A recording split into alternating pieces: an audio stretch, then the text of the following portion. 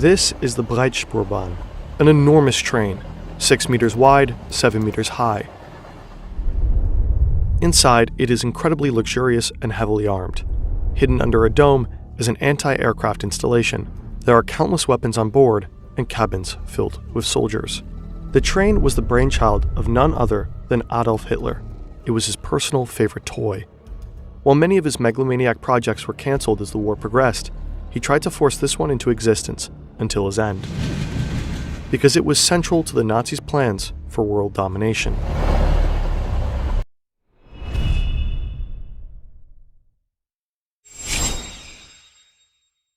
Hitler was well known for his insane infrastructure projects. The German stadium was to be built in Nuremberg alongside the Congress Hall and the Zeppelin Field, with space for 400,000 people. It would have been the largest arena in the world. The Elbe High Bridge in Hamburg would have dwarfed the Golden Gate Bridge. These and many other projects were scrapped when the Nazis started losing World War II, but the Breitspurbahn was different. It was considered one of Hitler's favorite projects. In 1941, it was given top priority. Hitler personally demanded that all forces necessary be deployed to realize it. Although steel was already extremely scarce at the time, his project was granted 84,000 tons. We actually found the original plans for Hitler's monster train. The German historian Anton Joachim Stahler collected from several archives and published them in this book. Although the entire German industry was geared towards warfare, the Nazi leadership commissioned the same companies to develop the Breitspurbahn. Over 100 designs for locomotives and wagons were submitted. The distance between rails is called the track gauge. Even back then, the standard gauge of 1,435 millimeters was already widespread all over the world, with small deviations in some countries. Hitler originally wanted a 4-meter wide gauge for his train. After a lot of back and forth, he was finally persuaded to settle for 3 meters.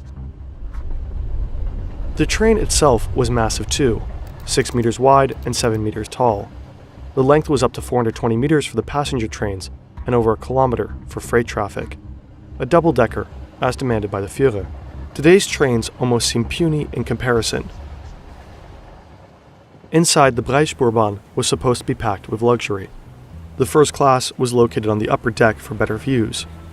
Here you had the most space, a lush interior with coat racks and comfy armrests. Directly below, usually on the lower deck, was the second class. Still spacious, the third class was a bit narrower. Additionally, there were countless communal areas. You could sip wine, smoke, and lounge on sofas in a bar. Similar setups, just without the bar, were found in a reading and socializing area. The planned dining car was particularly impressive. In the drafts, it was paneled with natural wood, adorned with gold and had chandeliers hanging from the ceiling. It was supposed to be the only single-decker car, with ceilings so high you wouldn't feel like you were on a train. Besides this main hall, there were additional restaurants and breakfast rooms planned. The train was also to feature a cinema for almost 200 people. A smaller stage should host lectures and performances. The train was meant to travel far, so the plans included sleeping cars.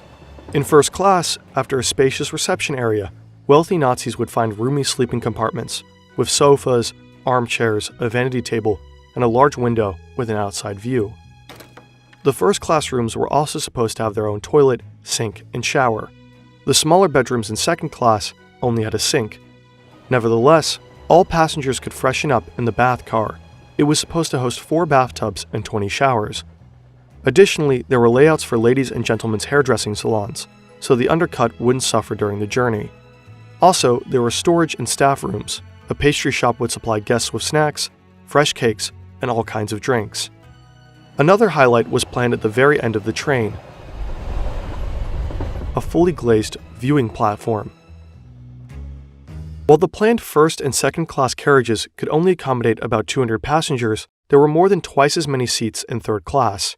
They could have easily fit over 500 seats in third class, but with the Breitspurbahn, they wanted to ensure a comfortable journey for everyone. Well, not everyone.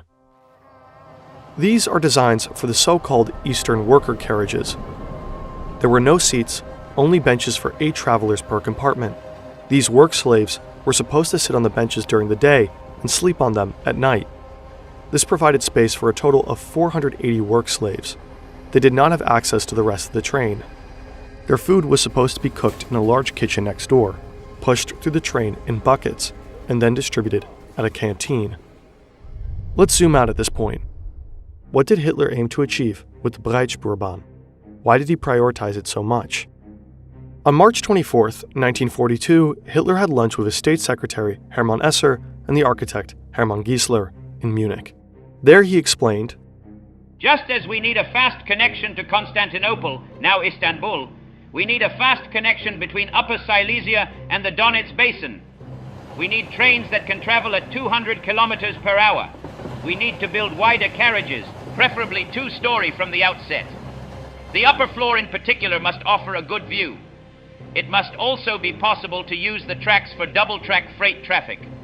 Only in this way will it be possible to develop the eastern region, especially economically, in line with our plans. Even if the implementation of this railroad program naturally involves a wealth of difficulties, we must not let this deter us." The Breitspurbahn was key in Hitler's plans to conquer the world. He aimed to replace maritime shipping with trains. His broad-gauge rail network was supposed to stretch across the entire European continent and beyond. There were discussions about a route from the Mediterranean at Gibraltar through Spain, Marseille, the Rhone Valley, to Munich. Here, a huge junction station was supposed to be built. From there, it would head south to Rome, or eastward through Vienna to Budapest, Belgrade, Bucharest, and then to Istanbul.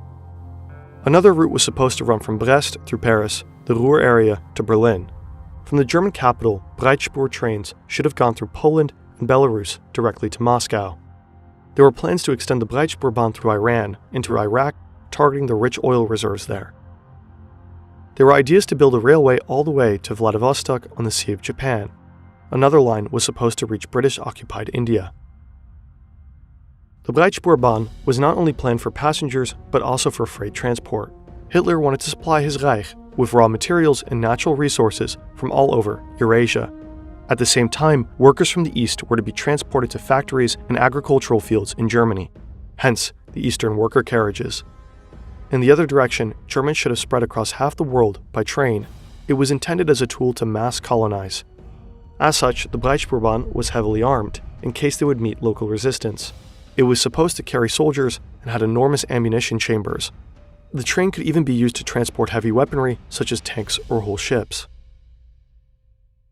Ultimately, the train was never built. After the war, some plans were taken to the Soviet Union. Files on the planned routes to France are said to be in Paris. They were not published and apparently not pursued further. That's not surprising. From the beginning, many experts of the German rail company were convinced that most of the Breitspurbahns areas of operation could also be covered by standard gauge trains. But of course, nobody dared to seriously contradict the Führer and talk shit about his toy. Like so many of Hitler's projects, the Breitspurbahn was a gigantic, embarrassing show of megalomania. The leading Nazi architect Albert Speer said later, "The more monumental and oversized in scale, the more enthusiastic Hitler would be about a project." The Breitspurbahn powerfully illustrates the extent of Hitler's conquest plans. The fact that he pursued such a bizarre project until the last days of the war shows how limitless his greed and madness truly were.